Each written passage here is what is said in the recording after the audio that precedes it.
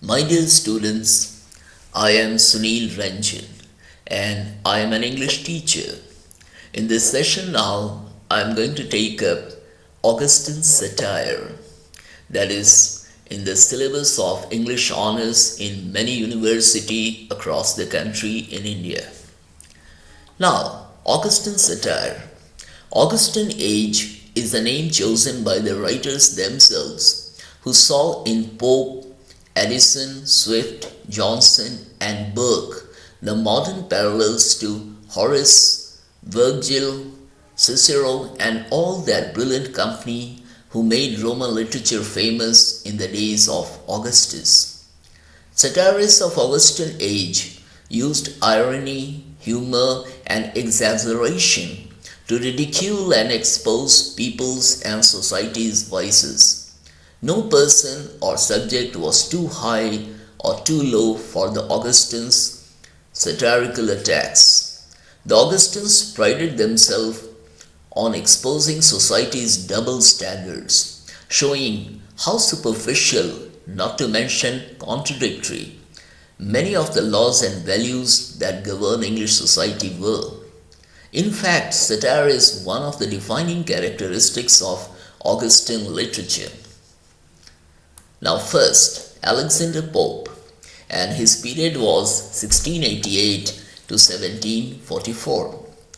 Alexander Pope was a full package of contradictions: sensitive, aggressive, proud, vindictive, lovable, and loyal.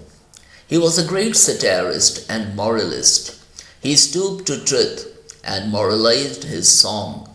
He used poetry as a great instrument of moral improvement and believed that satire was his most effective weapon to destroy corrupt customs and to expose the wicked.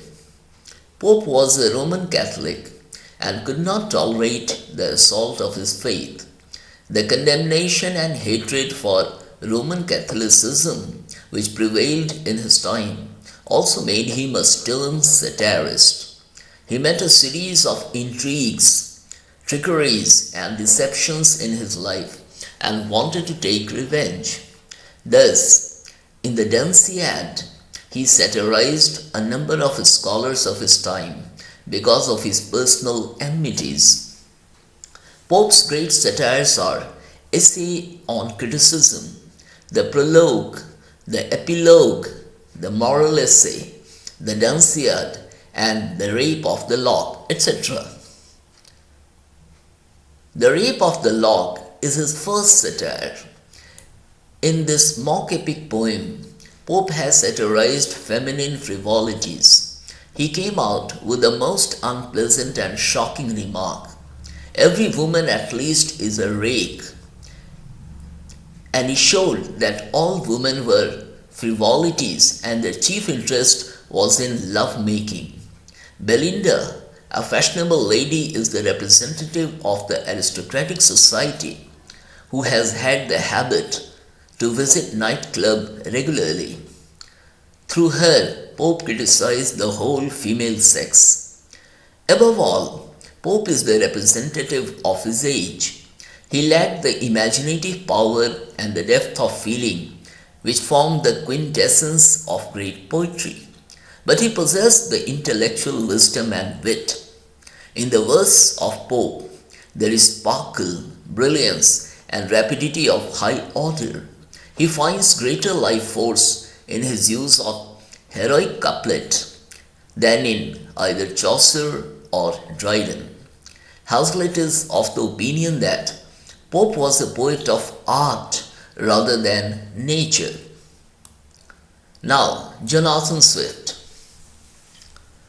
Jonathan Swift was another satirist, and his period was 1667 to 1745. Swift's two greatest satires are Tale of a Tub and Gulliver's Travels. The tale began as a grim exposure of the alleged weaknesses of three principal forms of religious belief: Catholic, Lutheran, and Calvinist, as opposed to the Anglican, but it ended in a satire upon science and philosophy. In Gulliver's Travels, the satire grows more unbearable. It was an outlet for Swift's bitterness against the fate and human society. It is still read with pleasure. Gulliver's Travels records the 4 voyages of one Lemuel Gulliver and his adventures in 4 astounding places. It is the most interesting of Swift's satires. In 3 voyages, Swift strips off the veil of habit and custom with which men deceive themselves and shows the crude vices of humanity. In the 4th voyage, Swift carries his merciless satire to its logical conclusion. Swift's work is often terribly satiric and destructive and emphasizes the faults and feelings of humanity. Now the next to come on the list is Joseph Addison, and his period was 1672 to 1719. Of less power and originality than Swift, Addison wields a more powerful influence. If Swift is the storm roaring against the ice and frost of the late spring of English life, Addison is the sunshine which melts the ice and dries the mud and makes the earth thrill with light and hope. Like Swift, he despises shams, but unlike him, he never lost faith in humanity. In all his satires, there is a gentle kindness which makes one think better of his fellow men, even while he laughs at their vanities. He did 2 things for literature which are of high value. First, he overcame a certain corrupt tendency handed down by Restoration literature. Addison set himself squarely against such unworthy tendency of making virtue ridiculous and vice attractive.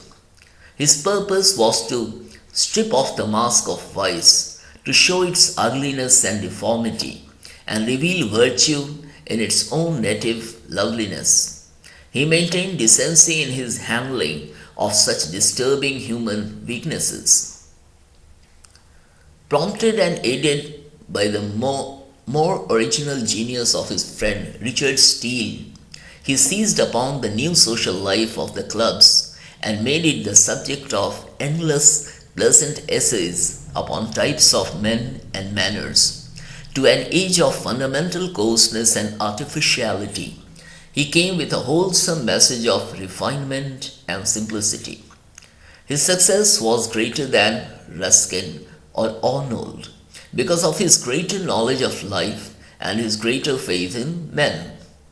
He attacks all the little vanities and all the big vices of his time, not in Swift's terrible way, which makes us feel hopeless of humanity, but with a kindly ridicule and gentle humor which takes speedy improvement for granted.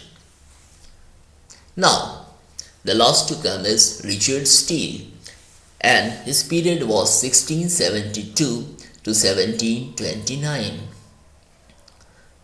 Richard Steele preserves a comical, mocking tone when pointing out the follies of his readers, mocking vice and praising virtue. Through his journal Spectator, he connected with the people of his time. His writings are meant to edify, but also to entertain. He wrings his hands at the oddities of society, indulging his audience with a wink and a smile. But the audience smiles because they know that what he says is true. He took scenes from the daily business of life. It is smiling, not savage satire. Steele pointed out that pleasantry is indispensable in satire as a means of showing that the author bears no ill will. If the satire is angry, rude, and offensive, it will be dismissed as an expression of a personal grudge. If its tone is good-humored, it will win the attention of its readers. Steele takes great care not to offend, and it is well that he does, because he occasionally has some very direct things to say to his fellow citizens. Steele has enough of the defamation he sees going on in London and makes a pointed attack on invention, quick utterance, and unprovoked malice. He makes his point quickly and clearly, but he does it by telling a story. So this was for it, and thank you students for listening to me and watching the video. Thank you.